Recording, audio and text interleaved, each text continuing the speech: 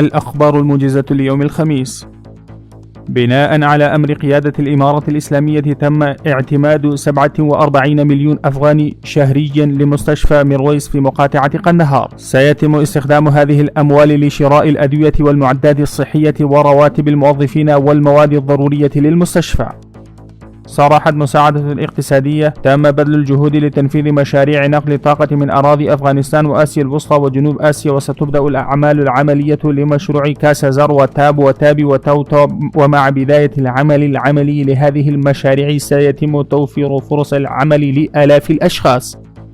صرحت وزارة الأمر بالمعروف والنهي عن المنكر وسماع الشكاوي من خلال نشرة إخبارية إن محتسبيها في مقاطعة لوجر ألقى القبض على الساحر الذي كان يمارس أنشطة غير شرعية في المجتمع.